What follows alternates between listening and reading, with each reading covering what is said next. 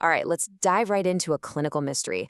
This is one of those cases that can really trip you up because it loves to hide in plain sight, pretending to be something way less serious. It's a condition that forces us to be detectives, to look past the obvious and really question our first impressions. So picture this. A 14-year-old kid, super active, probably a star on their team, walks into your clinic. The complaint? A swollen knee and a heel that just won't stop hurting. I mean, it's so easy to just write that off, isn't it? A simple sports injury, maybe they're overdoing it in practice, or maybe it's just growing pains. But right here, this is where a really sharp clinician has to hit the pause button and ask that big question. Is this really just the wear and tear of being an athletic teen? Or is there something else, a systemic imposter lurking beneath the surface? That question is exactly what we're going to unpack today.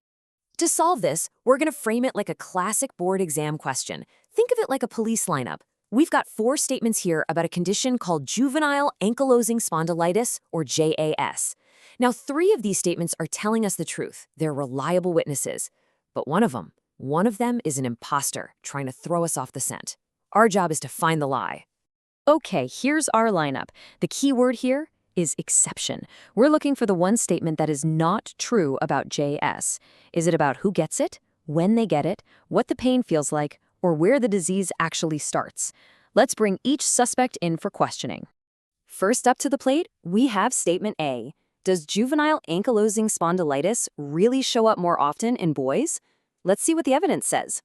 Oh yeah, the evidence isn't just a little convincing, it's a landslide. The data shows a male-to-female ratio that can be as dramatic as 7-to-1. So statement A is telling the absolute truth. It's a hallmark of the disease. Suspect A is in the clear.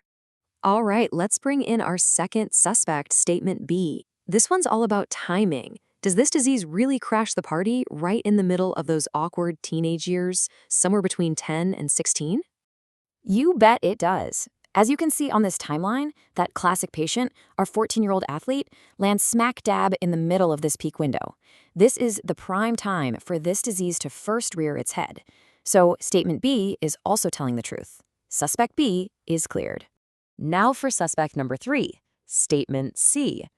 This one gets into the quality of the pain. It's saying that the low back pain from JAS can actually shoot down into the legs. That sounds a lot like sciatica from a herniated disc, right? Can an inflammatory arthritis really pull off that kind of impression? It sure can. And this is such a cool clinical concept, pseudo-sciatica.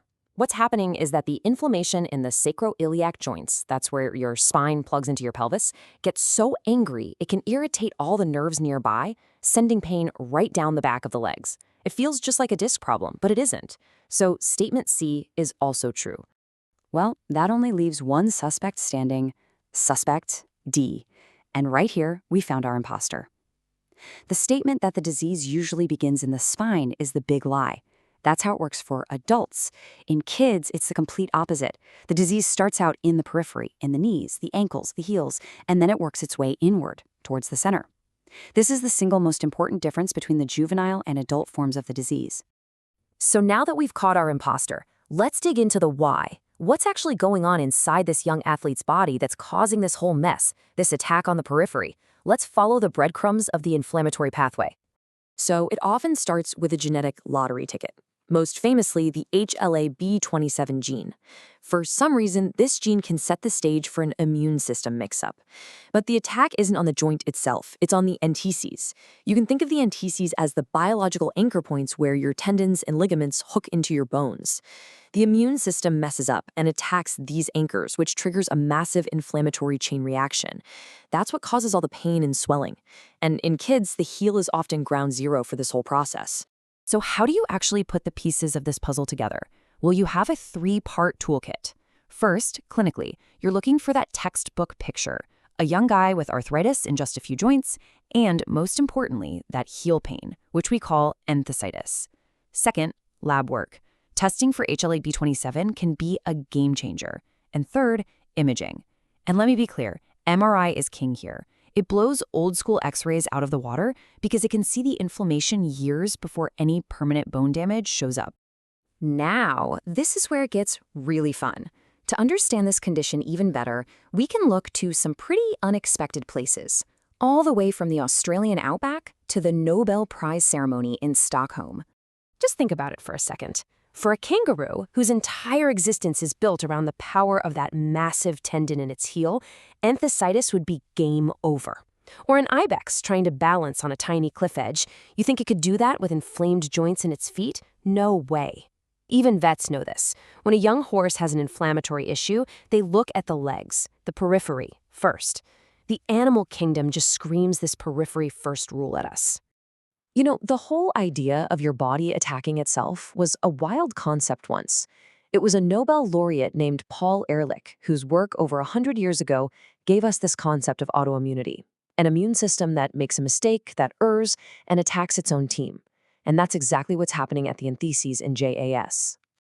And how do we actually see this error in action? We used technology that was so groundbreaking, it earned its inventors, Paul Latimer and Peter Mansfield, the Nobel Prize in 2003. That's right, the MRI. It lets us see deep inside the bone and witness that early inflammation, that sacroiliitis, long before an X-ray has any chance of picking it up. This single piece of tech completely changed the game for early diagnosis. Okay, so we have a diagnosis. Now what? How do we fight back against this inflammation? Let's walk through the treatment strategy. Our goals are simple. Shut down the inflammation, kill the pain, and keep these kids moving. We usually take a step-by-step approach. The first line of defense is a class of drugs you definitely know, NSAIDs, or non-steroidal anti-inflammatory drugs. And what's amazing is how well they work in this specific group. If the peripheral arthritis is stubborn, we can add in a different kind of drug, like sulfasalazine. And then for the really tough cases, we bring out the big guns, biologic drugs that target a specific troublemaker protein called TNF-alpha. Phew, we have covered a lot of ground. We've cracked the case, we've gone deep on the science, and we've mapped out the treatment plan.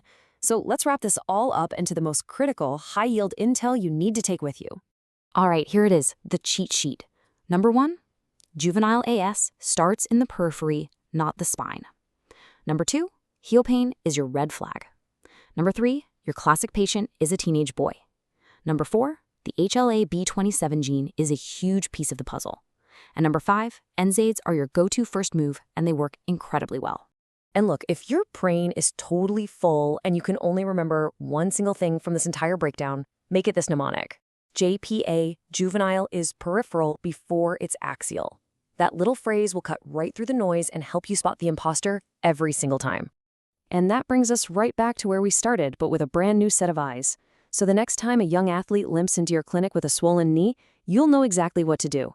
You're not just going to focus on that knee, you're going to look down at their heels, because that's where the real story often begins.